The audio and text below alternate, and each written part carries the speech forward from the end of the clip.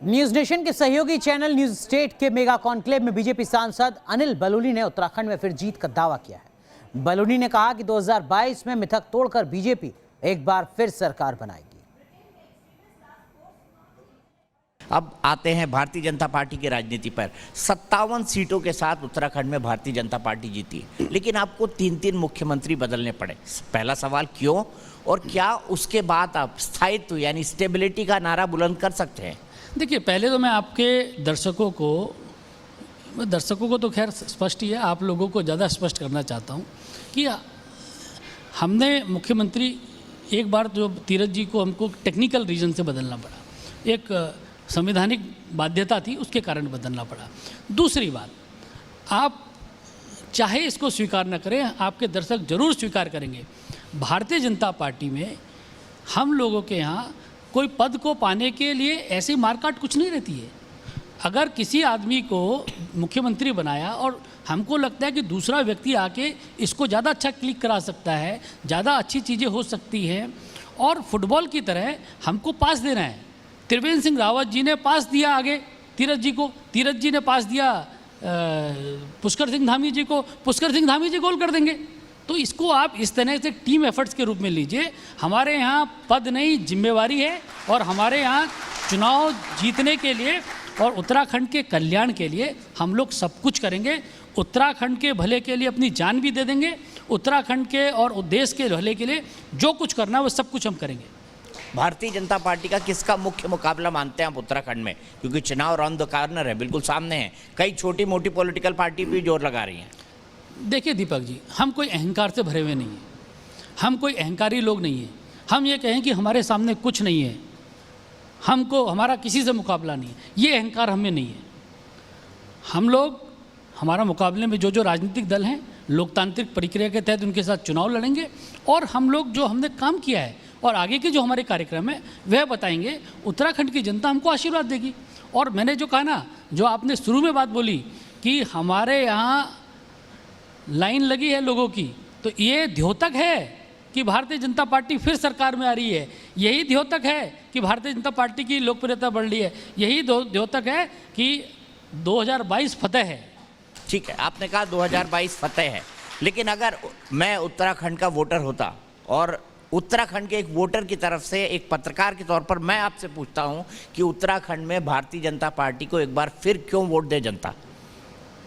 दीपक जी, मैं बिल्कुल, आपका सवाल जायज़ है और उसका जवाब भी बनता है। आप 2017 के जरा फ्लैशबैक में जाइएगा। हरीश रावत जी की सरकार थी, दो बार दो जगह से चुनाव हारे। क्यों हारे थे, ये जरूर सोचना पड़ेगा जब आप हमारे कार्यकाल की बात करेंगे। उत्तराखंड में भ्रष्टाचार, तुष्टीकरण, भाई भतीजावाद, हर चीज़ चरम पर थी। हमारी सरकार ने आके, त्रिवेंद्र सिंह रावत हमारे मुख्यमंत्री बने, हमने जीरो टॉलरेंस की बात की। हमने कहा कि भ्रष्टाचार मुक्त शासन देंगे। उत्तराखंड की जनता ने हमारी इस बात को सर पे हमको रखा और हमको 5 लोकसभा सीट जिताई। हमने उत्तराखंड में जीरो टॉलरेंस करके दिखाया, उत्तराखंड को भ्रष्टाचार मुक्त करके दिखाया। क्या ये मामूली बात है? क्या पहाड़ में कभी रेलगाड़ी की कल्पना की थी क्या?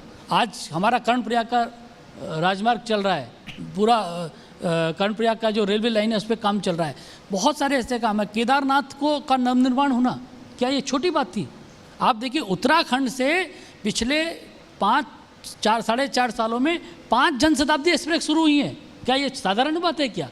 उत्तराखंड के अंदर जितना धन केंद्र ने विकास की योजनाओं में लाई है वो कोई छोटी बातें नहीं है। इसलिए उत्तराखंड की जनता हम लोगों को फिर आशीर्वाद देगी और हम अब आगे के कार्यक्रम भी उनको बताएंगे। हमें पूरा विश्वास है, और जिस तरह के वातावरण दिख रहा है वो है भी स्पष्ट है। आपने कहा जिस तरह का वातावरण दिख रहा है, लेकिन ये भी अगर देखा जाए तो ये कहना भी गलत नहीं होगा कि उत्तराखंड भारतीय जनता पार्टी के अंदर भी गुटबाजी है।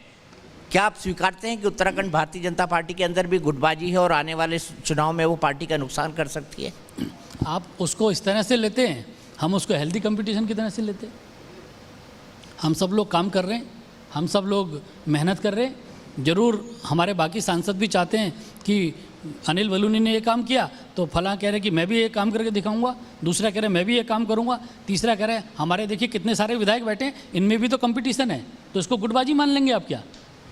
हमारे यहाँ हेल्दी कंपटीशन होता है, गुटबाजी कांग्रेस के यहाँ होती है। अच्छा, आपने माना कि आपके यहाँ हेल्दी कंपटीशन होता है, लेकिन इस हेल्दी कंपटीशन को विपक्ष ये कहता है कि देखिए साहब, इतना हेल्दी कंपटीशन था कि 3-3 बार मुख्यमंत्री बदलने पड़े। विपक्ष इस बात की उलाहना आपको देता है, चाहे राष्ट्रीय स्तर पर चाहे प्रादेशिक स्तर पर। अच्छा, जब हरीश रावत जी ने, विजय बहुगुणा जी मुख्यमंत्री थे, जब हटवाया था तब क्या था? तब वहाँ गुटबाजी नहीं थी, होती थी क्या?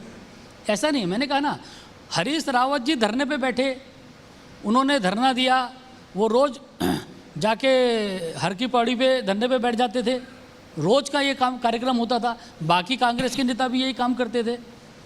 हमारे यहाँ तो ऐसा कुछ नहीं होता। हमारे यहाँ तो जिसको पद नहीं, जिम्मेवारी है, जिसको दी जाती है वो जिम्मेवारी की तरह करता है। अभी आप देखिए, रोज़ बयानबाजी की जंग चल रही है। एक आदमी टिकट घोषित कर रहा है, दूसरा कह रहा है तो टिकट घोषित ही नहीं हुई अभी तक। क्या क्या चल रहा है आप देखिए। उनकी एक यात्रा चल रही है, उसमें रोज़ मारपीट हो जा रही है। हमारे को पुलिस बंदोबस्त लगाना पड़ रहा है उनकी यात्राओं पे, बड़ी समस्या हो रखी है। ऐसा लगता है लॉ एंड ऑर्डर की सिचुएशन कांग्रेस की रैलियों में ख़राब ना हो जाए, तो अब उसको भी संभालने के लिए एक्स्ट्रा फोर्स लगानी पड़ रही है। तो इसलिए हमारे यहाँ ऐसा नहीं, उन्हीं के यहाँ ऐसा है।